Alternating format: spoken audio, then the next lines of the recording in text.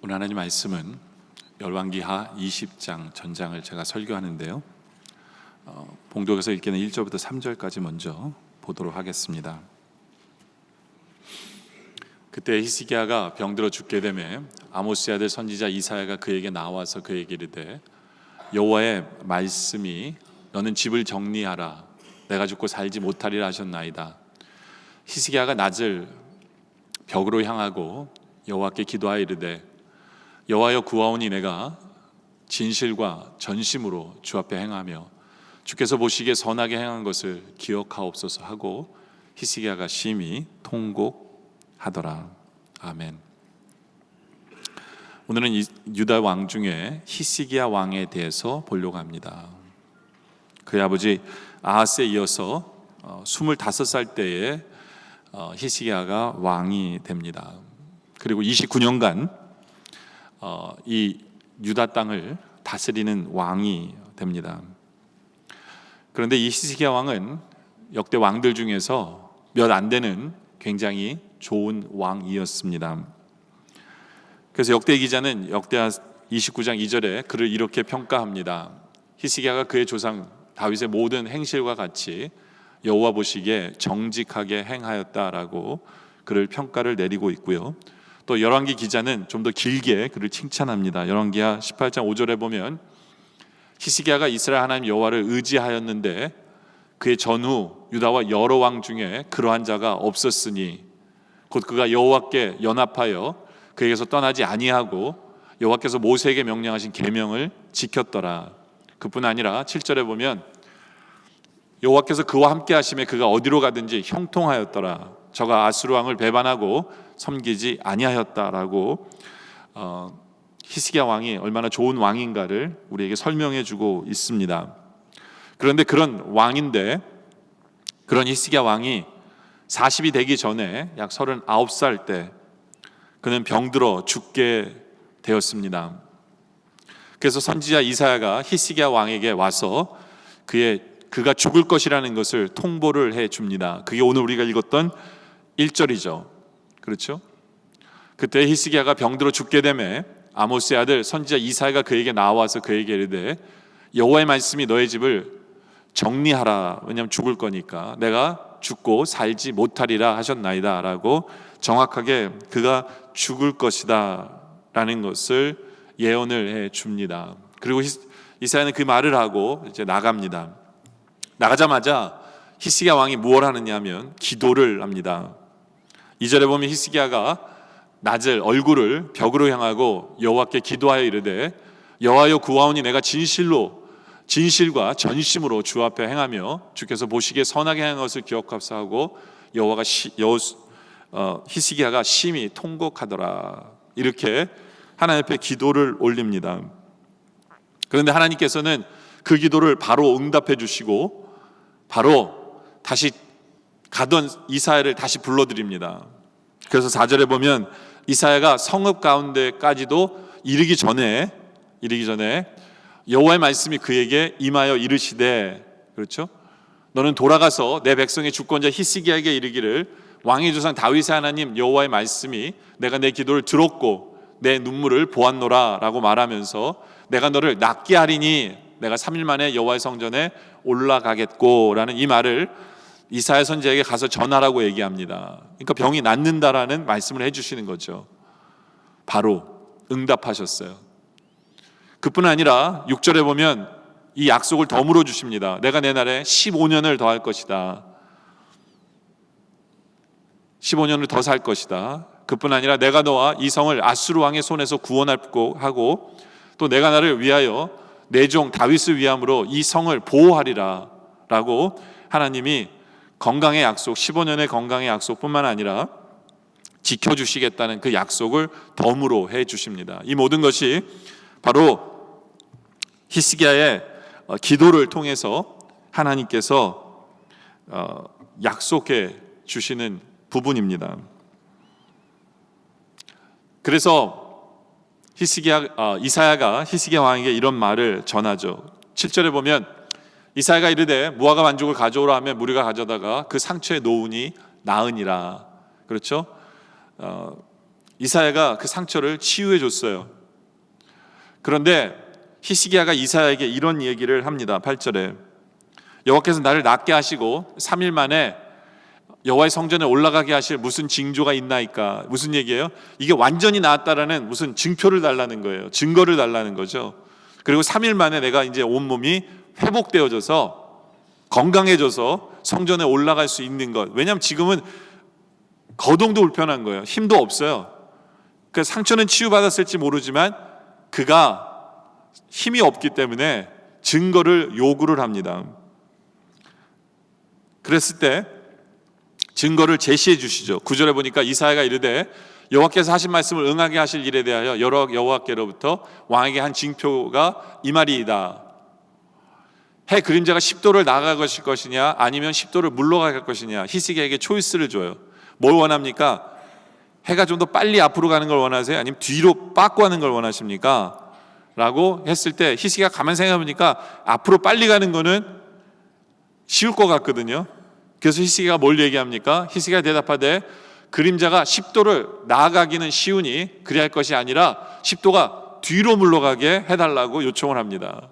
근데 하나님께서 그것도 응답하시죠. 그래서 11절에 선지자 이사야가 여호와께 간구하며 아하스의 해시계 위에 나아갔던 해 그림자를 10도 뒤로 물러가게 하셨더라. 다시 말해서 히스기야는 이 기도를 통해서 수많은 것을 얻어냅니다. 건강을 얻어낼 뿐만 아니라 그를 지키시겠다는 약속도 얻어내고 또 15년을 정확히 더 살 것이라는 약속도 얻어내고 또 이 증표를 경험하게 되어집니다. 이것이 히스기야의 기도를 통한 응답입니다. 저는 이 히스기야의 기도를 좀 더 깊이 보기를 원합니다. 그래서 우리의 기도를 좀 돌아보기를 원합니다. 그래서 오늘 설교 제목이 히스기야의 기도입니다. 첫째로 우리가 여러분들과 함께 나누고 싶은 말씀은 뭐냐면 히스기야의 기도는 괜찮은 기도였을까요? 라는 이 질문을 던져보고 싶습니다. 히스기야의 기도는 괜찮은 기도였을까요? 여러분들 신부 귀천을 막론하고 빈부 귀천이나 신부 고아를 막론하고 누구에게 찾아오는 반갑지 않은 손님이 있습니다. 그것은 바로 병입니다. 특별히 죽을 병. 그렇죠? 우리가 분명히 알아야 될 것은 우리는 병에 걸리면 당연히 하나님께 기도해야 합니다. 꼭 해야 합니다. 그거는 초이스가 없어요. 하나님이 기도하라고 우리에게 아픔을 주시는 건 맞습니다. 그리고 히스기야는 그 말씀을 듣자마자 바로 기도합니다. 그리고 히스기야의 기도를 자세히 좀 디테일하게 보자면 첫째로는 얼굴을 벽을 향하고 기도했다라는 것입니다. 그게 2절이죠. 히스기야가 낯을 벽으로 향하고 여호와께 기도하여 이르되, 그렇죠? 아마 히스기야는 힘이 없어서 자기 침대에서 일어날 수 없었던 것 같아요. 그래서 그가 할 수 있었던 것은 얼굴을 돌려서 벽 쪽으로 향하게 하고 기도를 했다라는 거죠. 왜 얼굴을 벽 쪽으로 향했을까요? 자기가 처한 문제가 벽처럼 꽉 막혔기 때문에 벽을 향한 걸까요? 그건 아닙니다. 왜냐하면 히스기야는 원래 어디 가서 기도를 하고 싶었냐면 성전 가서 기도하고 싶었어요. 예전에 아수르 왕 사네립이 예루살렘을 공격했을 때 그때도 히스기야는 그 사네립이 보낸 편지를 가지고 하나님의 전에 올라가서 기도를 했습니다. 그것이 히스기야의 기도하는 모습이에요. 그러나 힘이 없었어요.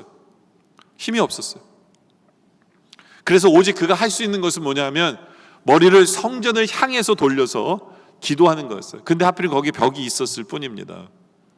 다시 말해서 히스기야는 벽을 향해서 기도한 이유는 모든 문제가 벽처럼 막힌 것을 보고 있기 때문이 아니라 바로 성전에 계신 하나님을 바라보며 기도하고 있는 것입니다.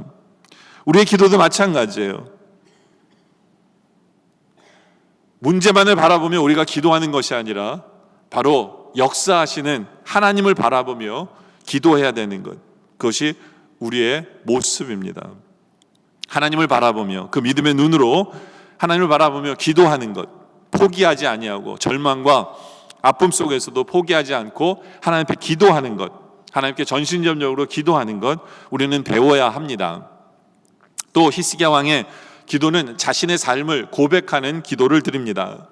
3절에 보면 이런 고백을 하죠. 여호와여 구하오니 내가 진실과 전심으로 주 앞에 행하며 주께 보시기에 선하게 행한 것을 기억하옵소서라고 이야기를 합니다. 이 기도는 히스기야는 자기의 삶을 돌아보면서 하나님 아시잖아요. 제가 얼마나 진심과 전심으로 하나님을 사랑했고 순종하며 살았는지를 아시잖아요 라고 주님 앞에 이야기하는 겁니다. 특별히 주님 보시기에라는 것은 주님의 면전 앞에서 코람데오라는 거예요. 항상 주님이 내 앞에 계신 것을 인정하고 주님 앞에서 제가 순종하며 살았습니다. 매 순간 주님을 만나며 살았습니다 라고 고백하는 거예요. 아까도 말씀드린 대로 히스기야 왕은 하나님께 칭찬받는 왕 맞습니다. 하나님이 인정할 수밖에 없어요. 자기 삶을 돌아보며 하나님 앞에 이야기를 하고 있는 그 기도의 모습입니다. 또 어떤 면에 있어서는 앞으로도 내가 그렇게 살겠습니다라는 약속의 고백일 수도 있어요. 히스기야 왕은 하나님 앞에 이렇게 고백하며 기도하고 있어요. 세 번째는 히스기야 왕은 통곡하며 기도했습니다. 3절에 보니까 3절 뒷부분에 보니까 히스기야가 심히 통곡하더라라는 거죠. 이것은 회개와 참회의 눈물 맞아요. 우리의 믿음의 기도의 용사들을 보면 성경에 보면 항상 눈물로써 회개하며 기도하는 많은 사람들을 봅니다. 다윗 왕도 마찬가지죠. 시편 56편 8절에 보니까 나의 유리함을 주께서 계수하셨사오니 나의 눈물을 주의 병에 담으소서. 그렇죠? 참 많은 눈물을 흘렸어요. 근데 그게 그 눈물이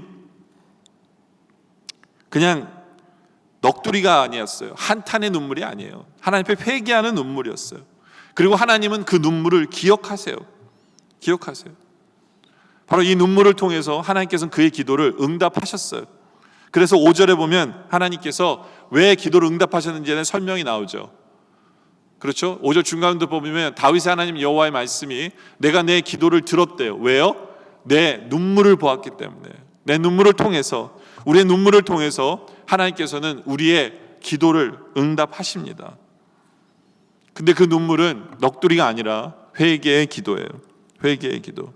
그리고 하나님께서 그 기도를 응답하셔서 그를 3일 만에 회복시키십니다. 회복시키세요. 바로 이것이 우리 하나님이세요.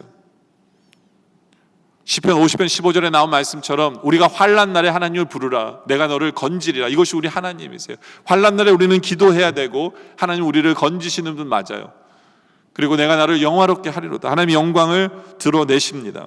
우리의 기도를 통해서. 그뿐 아니라 히스기야는 15년의 생명의 연장을 받죠. 6절에 보면 나오죠. 내가 내 날에 15년을 더할 것이며, 그렇죠. 하나님이 15년의 연장의 약속을 하십니다. 그런데 제가 오늘 여러분들에게 질문했잖아요. 처음에 히스기야의 기도는 괜찮은 기도였을까요? 라는 질문을 했어요. 그죠? 지금까지 들어보면 정말 괜찮은 기도를 한 것 같죠. 그죠? 근데 정말로 히스기야의 기도는 괜찮은 기도였을까요? 제가 왜 이런 질문을 던지냐면 히스기야가 15년의 삶을 연장을 받았어요. 연장을 받았는데 15년의 삶을 연장을 받고 그의 삶은 별로 안 좋았어요. 오히려 일찍 죽는 게 훨씬 좋았어요. 그래서 제가 히스기야의 기도를 돌아보게 되는 거예요. 왜냐하면 그가 15년 더 사는 동안에 어떤 일을 했냐면 12절에 보면 나오죠. 그때 발라단의 아들 바벨론 왕 브로닥발라단이 히스기야가 병들었다함을 듣고 편지와 예물을 그에게 보냅니다. 병문안을 보내는데 신하들을 보낸 거예요. 근데 다 나은 이 히스기야가 뭘 했냐면 13절에 히스기야가 사자들의 말을 듣고 자기 보물고에 금은과 향품과 보배로운 기름과 그의 군기고와 창고의 모든 것을 다 사자들에게 보입니다. 그 자기가 얼마나 많은 것을 가지고 있는지를 자랑을 한 거예요.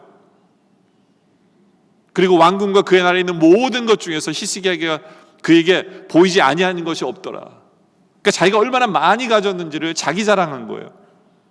여러분들 여기서 만약에 히스기야가 하나님 자랑을 했더라면 그는 돌아가서 하나님을 두려워하게 만들, 하나님을 두려워해서 이스라엘을 두려워했을 거예요. 근데 히스기야가 자기 자랑하는 말미암아 정말 우리 하나님이 어떤 분이신가를 보일 수 있는 기회를 잃어버린 거예요. 그러니까 히스기야가 죄를 진 거예요. 엑스라 덤으로 사는 15년 동안 지자랑하면서 사는 거예요. 그래서 하나님께서 그것 때문에 뭐라고 얘기하세요? 16절에 이사야 선지자를 다시 보내서 이사야 선지자가 히스기야에게 이르되 여호와의 말씀을 들으소서. 여호와의 말씀이 나를 이르르니 왕궁의 모든 것과 왕의 조상들이 오늘까지 쌓아뒀던 것이 바벨론으로 옮김받고 하나도 남지 아니할 것이다 라는 결정적인 예언을 듣습니다. 왜요? 히스기야의 15년 동안 엑스트라 라이프 때 저질렀던 죄 때문에 히스기야 왕이 자랑했던 그 모든 것을 바벨론이 가져가게 하시겠다는 거예요. 바벨론이 가져가겠다. 그것으로 끝나는 게 아니에요. 또 왕의 몸에서 난 아들 중에서 사로잡혀 바벨론 왕궁의 황관이 되리라. 그러니까 다시 말해서 나라가 넘어갈 거라는 얘기예요. 그리고 당신 너의 아들은 환관이 될 거다 라는 이 예언을 듣습니다. 뭐 때문에요? 그 15년 엑스트라 덤으로 살아서 지은 죄 때문에 바로 이 예언을 듣게 되는 거예요. 근데 15년 더 살아서 이것만 한 게 아니에요. 15년 더 살아서 어떤 일이 벌어지냐면 열왕기하 21장 1절에 보면 나오는데 므낫세가 왕이 됩니다. 히스기야가 죽고 히스기야 왕의 아들의 이름이 므낫세예요. 왕이 돼요. 근데 이 왕이 몇 살에 왕이 되냐면 보세요. 왕이 될 때 나이가 12세예요. 그러니까 언제 애를 낳은 거예요? 15년 더 사는 동안에 애를 낳은 거예요. 병이 난 지 3년 만에 아기를 가진 거예요. 히스기야는 그전에는 왕이 아들이 없었던 거. 근데 왕이 아들을 낳았어요. 얼마나 좋았을까요? 덤으로 15년 사는 동안에 아들을 하나 낳은 거예요. 3년 뒤에. 그래서 이 아들이 12살에 왕이 됩니다. 그런데요, 이 므낫세는요, 이스라엘 역대 왕 중에서 제일 악한 왕 중에 하나예요. 그러니까 애를 안 낳았으면 더 좋았을 거예요. 15년 덤으로 사는 동안에 애를 안 낳았으면 훨씬 유대 역사에 좋은 거예요. 근데 15년 덤으로 사는 동안에 이런 아들을 낳은 거예요. 이런 아들을 낳았다는 얘기는 무슨 얘기냐면 히스기야의 삶이 엉망이었다는 얘기예요. 그 아들이 보고 배울 게 없었던 거예요. 아마 정말 나이 많아서 낳은 아들이었기 때문에 정말 너무 잘 대해줬겠죠. 말씀대로 키우지도 않았겠죠. 귀하다 그렇게 키웠겠죠. 그러다 보니까 이 아들이 2절에 보니까 므낫세가 여호와 보시기에 악을 행하여 여호와께서 이스라엘 자손 앞에 쫓아내신 이방 사람의 가증한 일을 따라서 다 행합니다. 모든 이방신들 다 끌어들여요, 이 왕이. 그래서 이스라엘 자식들로 불로 지나가게 만들고요, 제물로 바치려고 별짓을 다 합니다.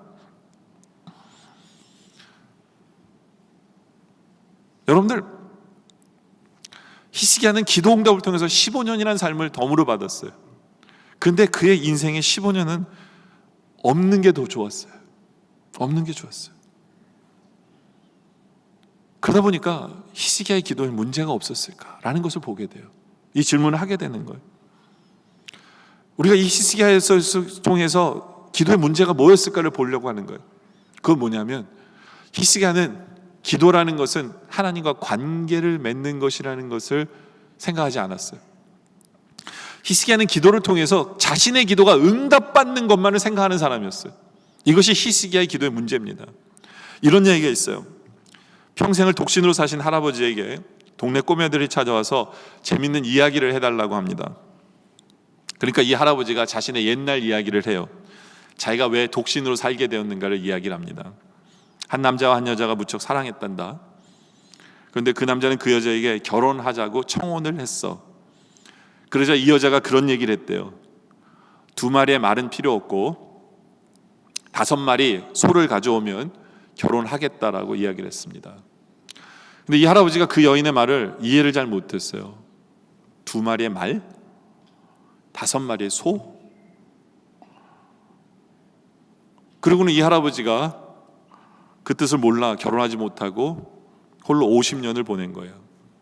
그런데 그 이야기를 듣고 있던 아이가 이렇게 얘기합니다. 할아버지, 그 2마리의 말은 필요 없고 5마리의 소라면 2말 하지 말고 오소소라는 뜻이에요, 할아버지.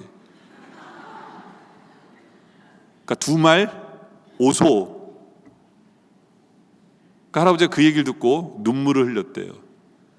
그 뜻이 뭐냐고 물어볼 걸. 이 할아버지는 그냥 그 여자가 물질만 밝히는 여자라고 생각한 거예요. 제가 기도는 관계라는 이야기랑 연관이 있어요. 여러분들, 관계라는 건 뭐냐면 내가 원하는 것만을 얻는 것은 관계가 아니에요. 관계라는 것은 뭐냐면 상대방이 무엇을 생각하는지를 아는 거예요. 상대방이 어떤 말을 하면 그 말을 왜 했는지, 그 뜻이 무엇인지를 알기를 원하고 그것을 알고 그리고 내 뜻을 이야기하는 것, 그런 것이 관계예요. 통해야 돼요. 오고 가는 게 있어야 돼요. 그것이 관계예요. 히스기야는 하나님과 그런 관계가 아니었어요. 기도를 그렇게 생각하지 않았어요. 보세요. 하나님께서는 히스기야에게 1절에 20장 1절에 이런 말씀합니다. 그때 히스기야가 병들어 죽게 되매 아모스의 아들 선지자 이사야가 그에게 나와서 그에게 이르되 여호와의 말씀이 너는 집을 정리하라 내가 죽고 살지 못하리라라고 하나님께서 말씀하십니다. 여러분, 이거 은혜예요.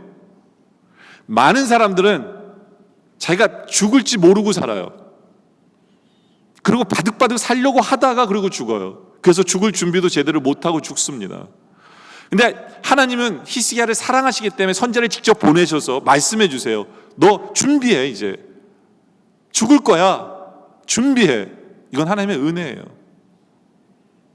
하나님께서 히스기야를 정말 사랑하셔서 이 말씀을 주시는 거예요. 정말로 히스기야가 기도가 관계라고 생각했다면 하나님께 이렇게 물어야 돼요. 하나님, 저 지금 39밖에 안 됐는데 왜 이렇게 빨리 저를 데려가려고 하십니까? 라는 질문을 했어야죠. 하나님의 의도가 뭡니까? 하나님 왜 이러십니까? 물어봐야죠. 그냥 무조건 병 낫는 게 목표가 아니라 하나님 왜 그러십니까? 물어봐야 되잖아요. 그럼 하나님이 얘기해 주셨을 거예요. 너 더 살아봤자 별로 좋은 꼴 못 봐. 너 지금 가면 넌 최고의 왕이 돼. 이스라엘의 최고의 왕이 돼. 그리고 넌 나랑 영원히 천국에 살 수 있어. 그게 하나님의 뜻이었어요. 하나님 뜻이었어요. 근데 히스기야는 기도를 그런 식으로 생각해 본 적이 없어요. 여러분들, 하나님이요, 이제 내 집을 정리해, 너 이제 가자 라는 이 말씀을 주시는 건 정말 은혜예요. 저는 우리 어머님이 병실에 계셨을 때 찾아오는 목사님들이 다 싫었어요. 저는 참 목사가 목사들을 싫어한다는 게 좀 웃기지만, 왜냐하면 우리 어머님 지금 돌아가시는 것을 앞에 놓고 있는데 오시는 목사들마다 뭐라고 하시냐면 하나님이 살려주신다는 거예요. 하나님이 살려주신다는 거예요. 그러니까 저희 어머님은 죽을 준비를 하실 기회를 한 명도 주지 않았어요. 이제 준비하십시오. 그래야 뭐 유언도 남기고 자식들에게 무슨 얘기도 하실 거 아니에요? 계속해서 오시는 목사님보다 살 거라는 얘기만 하신 거예요. 그러니까 그런 상황 속에서 우리 어머님이 유언을 하시고 뭐 준비를 하신다는 건 믿음이 없는 것처럼 보일 거 아니에요. 그렇다고 해서 자식인 제가 가서 엄마 죽을 준비해, 할 말 하고 싶은 말 있어? 이럴 수는 없는 거잖아요. 저는 솔직히 그러고 싶었어요. 우리 어머니 마지막으로 가시면서 자식들에게 뭔가를 말씀하시고 싶은 거 있으면 듣고 싶었어요. 근데 그 말도 듣지 못하고 돌아가셨어요. 여러분들, 저는 목회하면서 그거를 경험했기 때문에 저는 성도들 신방 가서 아프신 분들한테 말씀을 고를 때 정말 하나님께 기도하면서 하나님 무슨 말씀 전할까? 이 질문하고 전합니다. 여러분들, 제가 여러분들이 나중에 아플 때요, 제가 말씀 전할 때 잘 들어보세요. 더 사실 것입니다라는 얘기를 안 하잖아요. 그러면 여러분들 준비하라는 얘기예요. 그렇다고 제가 가서 이 구절을 얘기할 수는 없잖아요. 집을 준비하십시오, 죽을 겁니다, 이렇게는 얘기는 못하죠. 그렇지 않아요? 모르죠. 어떤 면에서 오늘 이 설교를 들으면서 여러분들은 누가 생각날 수도 있어요. 왜 하필이면 이 주에 이 말씀을 주셨을까? 이유도 있을 수도 있어요. 아마 이 주에 누가 아프다고 제가 한번 친방 가면 이 말씀 전할지도 몰라요. 근데 여러분들, 중요한 건요, 우리가 더 오래 사는 게 목표가 아니잖아요. 우리 인생이. 그렇지 않아요? 오래 산다고 하나님 우리에게 최선의 복을 주신 건 아니에요. 하나님이 히스기야에게 이 말씀 주신 것은 히스기야에게 가장 좋은 말씀이었어요.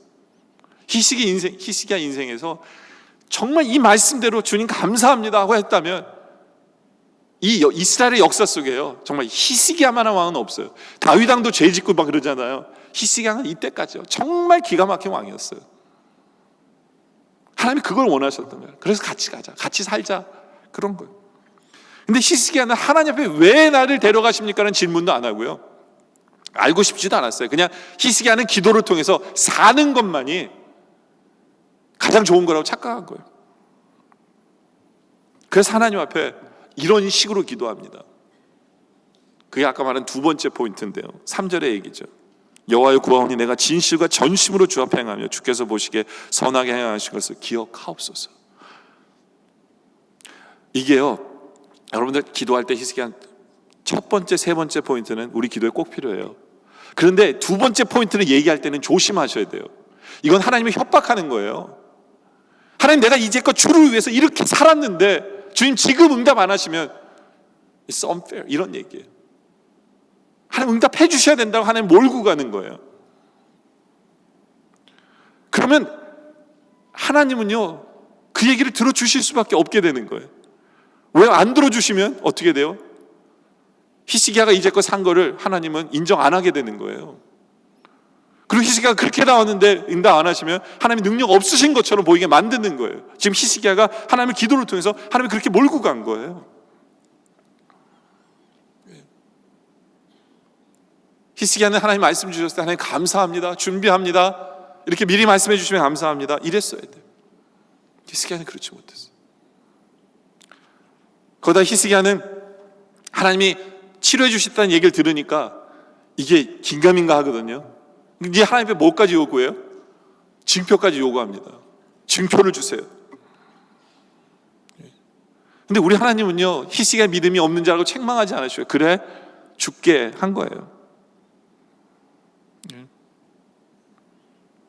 여러분들, 우리가 하나님 앞에 증표를 요구할 때도요, 좀 생각해야 돼요. 우리 하나님이 정말 원하시는 게 뭐예요? 우리 하나님 정말 원하시는 건 요한복음 20장 29절이에요. 예수께서 이르시되 너는 나를 본 거로 믿느냐? 보지 않고 믿는 자가 더 복되다 그러셨어요. 어떤 하나님 말씀 주시면 그대로 믿는 게 가장 복돼요. 무슨 증표를 요구하고 별로 안 좋아요. 여러분들, 왜 증표를 보여주는 게 안 좋은지 아세요? 왜냐하면 증표를 보게 되면 교만해지기 때문에 그래요. 말씀을 주면 말씀을 믿고 순종하는 게 최고예요. 근데 이런 징표를 받게 되면 교만해져요. 여러분, 히스기야가 왜 자기 병이 낫자마자 지자랑하고 다녔을까요? 자기가 정말 대단한 줄 아는 거예요. 무슨 얘기예요? 내 하나님도 내 말을 듣는 하나님이에요. 내 말 때문에 태양을 거꾸로 돌게만 하시는 것, 바로 내 말 들으셨다는 거예요. 내 기도에 응답하셨다는 거예요. 내가 얼마나 대단하냐는 거예요. 이렇게 돼버려요. 교만하게 되는 거예요. 그리고 히스기야의 기도의 결정적인 결정타가 뭔지 아세요? 그게 고백 속에 들어있어요. 보세요, 하나님이 자기 자랑하고 다녔기 때문에 하나님 뭐라고 그랬어요? 너 나라 망할 거고 네 아들은 환관이 될 거야, 이런 예언을 들었어요.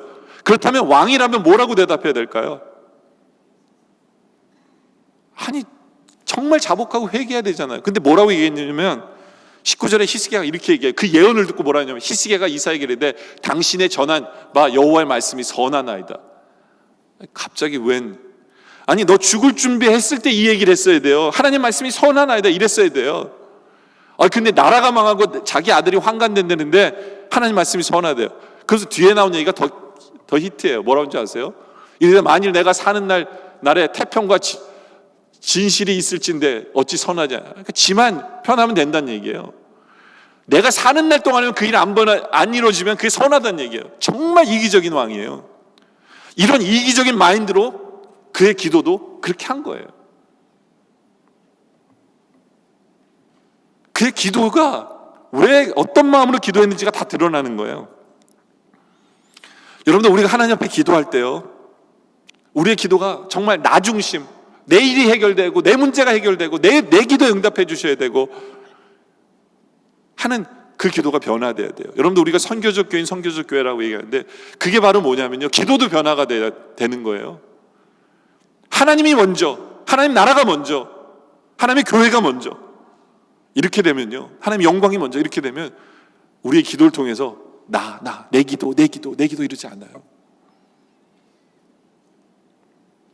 그러나 히스기야의 기도는 정말 이기적인 기도예요.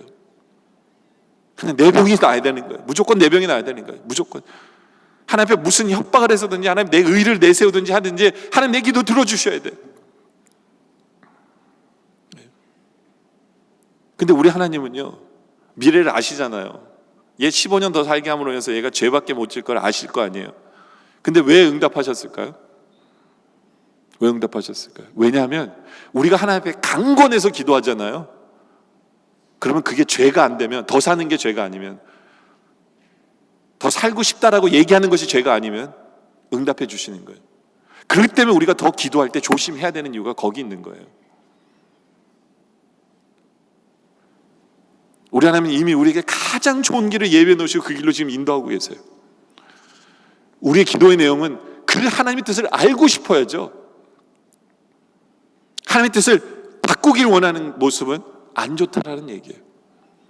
그래서 하나님이 원하시는 기도는 강권하는 기도보다는 오히려 하나님의 뜻을 알기를 원하는 기도, 그리고 그것을 하나님의 뜻을 알았다면 내가 기도한 내용을 바꾸기를 원하는 것이 우리의 기도의 모습이어야 돼요. 다시 말해서 우리의 기도는 하나님의 뜻에 맞추기 위해서 내 기도를 바꾸기 위해서 기도하는 내용이에요.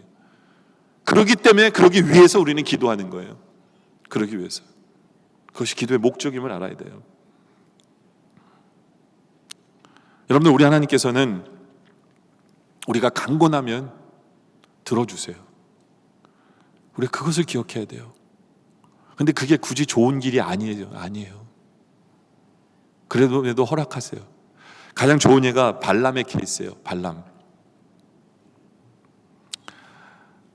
민수기 22장 10절에 보면 발락이라는 왕이요, 발람이라는 선지자를 오라 그래요. 왜냐하면 이스라엘을 저주해달라고. 그게 이제 10절의 내용인데, 발람이 하나님께 아뢰되 모압 왕 십볼의 아들 발락이 내게 보낸 자들이니이다. 이르기를 보라, 애굽에서 나온 민족이 지면에 덮였으니 이제 와서 나를 위하여 그들을 저주하라. 내가 곧 그들을 쳐서 몰아낼 수 있으리라 하나이다 라고 하나님께 물어봐요. 그러니까 발락이라는 왕이 보내서 저주해달라고 그러니까 발람이 내가 하나님께 가서 물어볼게요 한 내용이에요. 그래서 하나님께 물어봐요. 하나님 저주해달라는데 어떻게 할까요? 그랬더니 하나님이 12절에 뭐라고 얘기합니까? 하나님이 발람에게 이르시되 너는 그들과 함께 가지도 말고, 그리고 그 백성을 저주하지 말라. 하나님 두 가지 명령을 내리세요. 너 가지 마, 저주하지 마. 그러니까 그 명령을 받고 발람이 어떻게 해요? 가서 얘기합니다. 나 못 가 얘기한 거예요. 거기까지는 되게 좋아요. 그런데 이제 또 발람이 또 보내요. 근데 이번에 보낼 때는 엄청난 양을 보냅니다. 그리고 높은 신하를 보내요. 15절에 발락이 다시 그들에게 더 높은 고관을, 그들보다 더 높은 고관들을 보내고요, 더 많은 것을 보냅니다. 그리고 말도 뭐라고 얘기하냐면 그들이 발람에게 나가서 그 얘기를 해 십볼의 아들 발락의 말씀에 청하건대 아무것도 꺼리지 말래요. 오기만 해달래요. 마치 오기만 하면 다 되는 것처럼 오면 다 줄게. 그리고 뭐라고 그래요? 내가 그들을 높이 크게 존귀하게 하고 그대가 내게 말하는 것을 무엇이든지 시행한대요. 그러니까 얘기만 하면 자기는 다 하겠대요. 근데 뒷부분에 한 가지 더 하죠. 청하건대 나를 위하여 이 백성을 저주하라. 여러분, 하나님 뭐라고 그랬어요? 이미 가지 말라 그랬잖아요. 저주하지 말라 그랬잖아요. 근데 이 말을 듣고 발람이 뭐라고 그랬게요? 하나님께 가서 물어보겠다는 거예요. 또 왜 물어봐요? 하나님 마음을 바꾸고 싶은 거예요. 하나님 마음 바꾸고. 그래서 하나님께 또 물어봐요. 그랬더니 하나님에게 물어봤더니 하나님 뭐라고 그러셨게요?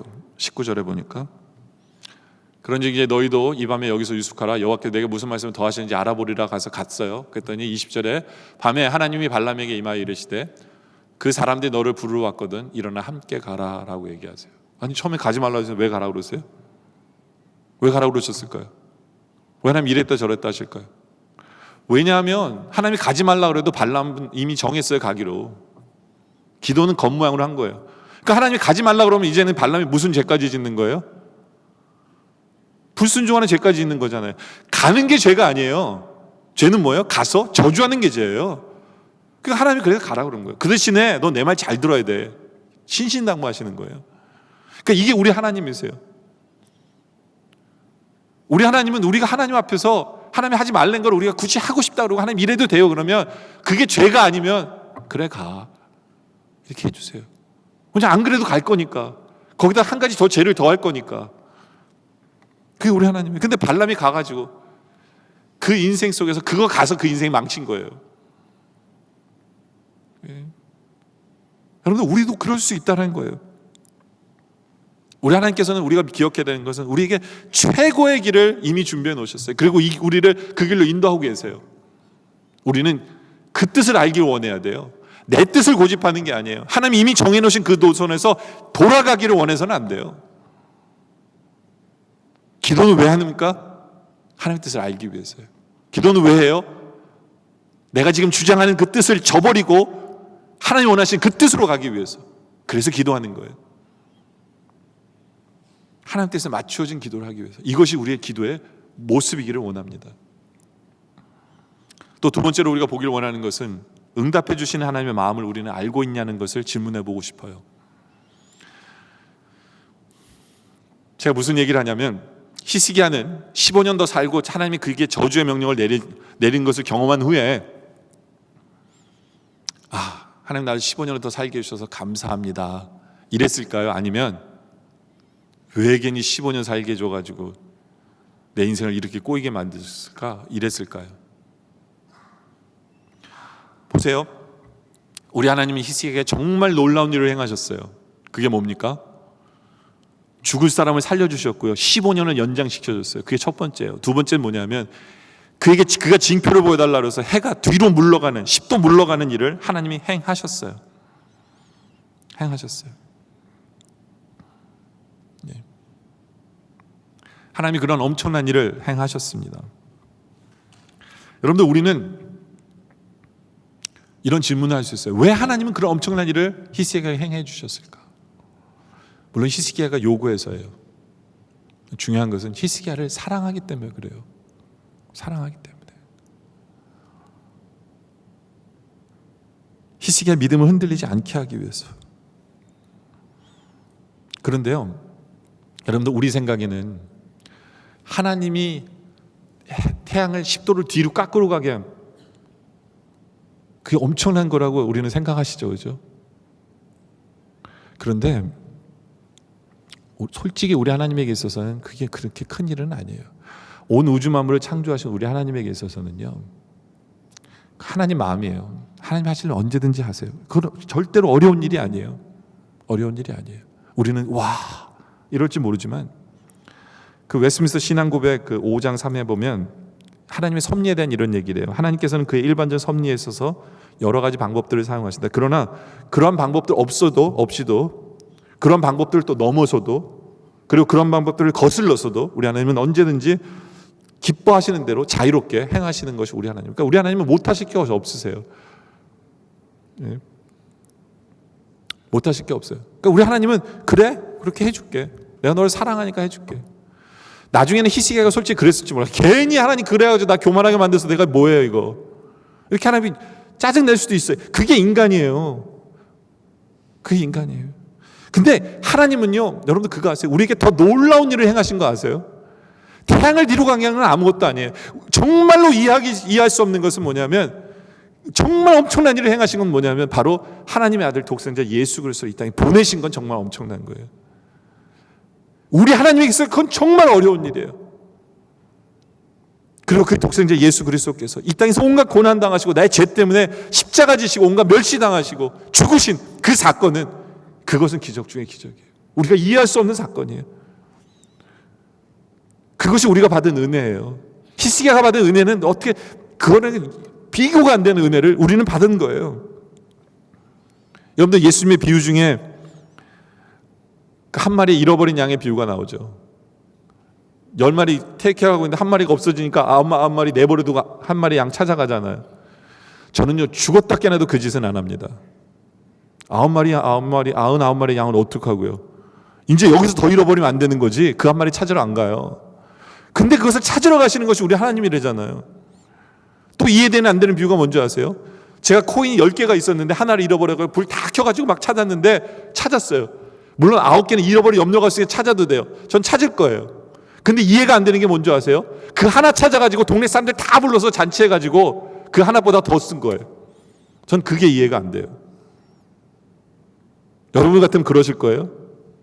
저는 바보라고 그럴 거예요. 저는 굉장히 현실적인 사람이라서 그런지 저는 절대로 안 할 것 같은데 우리 하나님이 그러신다는 거예요. 그것이 우리 하나님의 사랑이라는 거예요. 눈먼 사랑이에요. 바로 그 사랑 때문에 우리를 위해 독생자 예수 그리스도를 보내신 거예요. 상식적으로 이해가 될 수 없는 그 일을 행하시는 우리 하나님. 우리는 그 은혜를 받은 사람이에요. 우리는 그 은혜를 받으면서도 우리는 희시게 같을 수 있어요. 내가 잘난 줄 아는 거예요. 내가 잘나서 예수님이 나를 위해 십자가 지신 줄 아는 거예요. 내가 귀해가지고. 아니에요. 하나님이 우리를 사랑하시기 때문에 죽으신 거고 예수님 때문에 우리가 존귀한 거예요. 우리는 아직도 죄인이에요. 우리는 그 하나님의 사랑 다 이해하지 못해요. 하나님의 사랑. 근데 우리는 그 사랑을 이용해 먹고 있잖아요. 내가 이제 또 줘도 용서해 주실 거야. 그리고 죄를 짓고 있어요. 우리는 그걸 어뷰즈하고 있어요. 그 사랑을, 그 은혜를 어뷰즈하고 있어요. 그러면서 노예 짓냐 그러면 성경에 하나님 나를 용서해 주신다고 그러셨어요. 뻔뻔하게 이러고 있는 거예요. 여러분들, 하나님이 나에게 지금도 행하고 계신 그 역사들, 그 은혜들, 그것이 은혜가 된다면 그것을 이용해 먹는 게 아니라 하나님 앞에 오히려 자원해야 돼요. 우리 마음이 바뀌어야 돼요. 하나님, 저 여기 있어요. 이제는 제가 이기적인 마인드에서 하나님, 주님의 나라를 먼저 챙기고 주님의 뜻을 먼저 챙기고 주님 원하시는 일을 제가 할게요. 주님의 은혜 때문에. 올해 표가 은혜 때문이잖아요.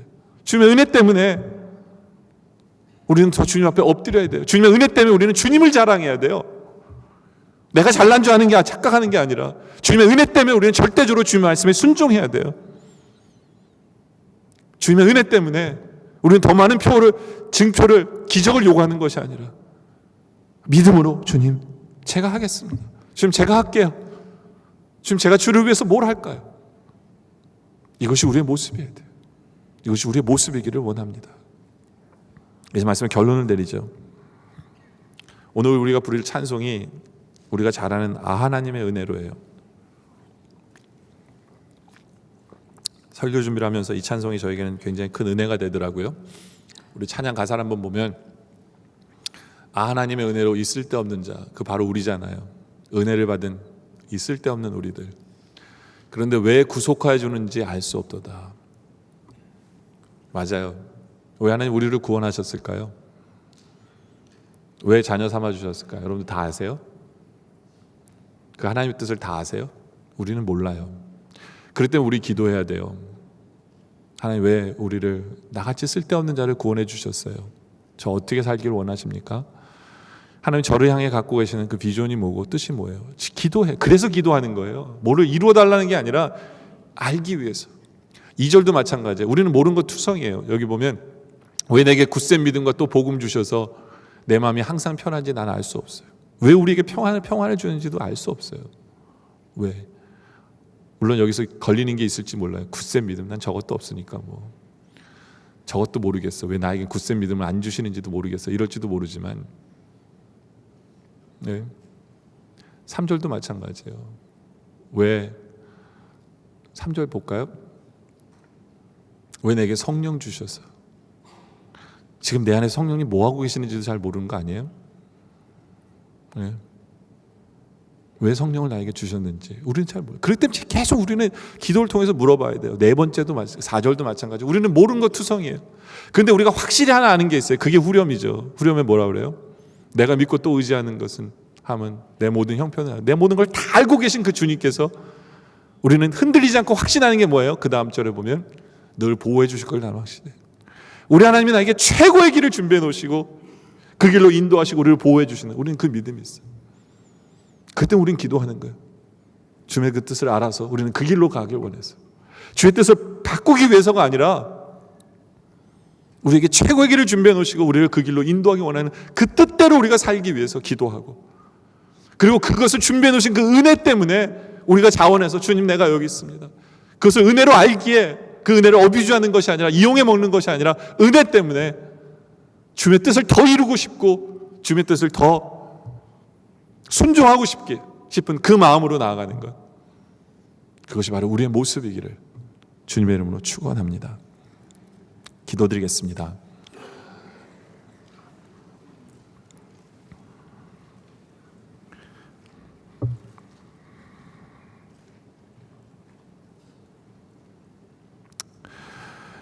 아버지 하나님, 감사합니다. 오늘 말씀을 통해 우리의 기도를 돌아보게 하심에 감사합니다.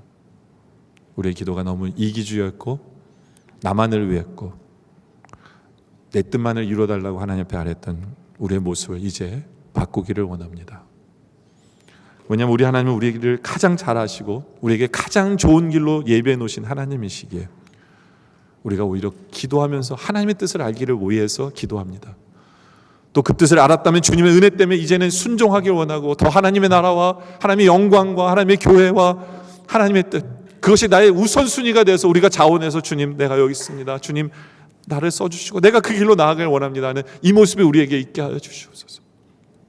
남들에게 베푸는 그 은혜를 보며 와하는 것이 아니라 이미 나에게 그 십자가의 은혜를 주신 그 주님의 은혜 때문에 이제 변화되게 하시고 우리의 기도가 변화되게 하시고 하나님의 관계가 변화되게 하시고 그 은혜 때문에 이제 하나님의 영광을 위해서 살아가는 우리의 모습 되게 하여 주시옵소서. 은혜 받는 후에 은혜 때문에 넘어지지 않게 하여 주시옵소서. 은혜 때문에 죄짓지 않게 하여 주시옵소서.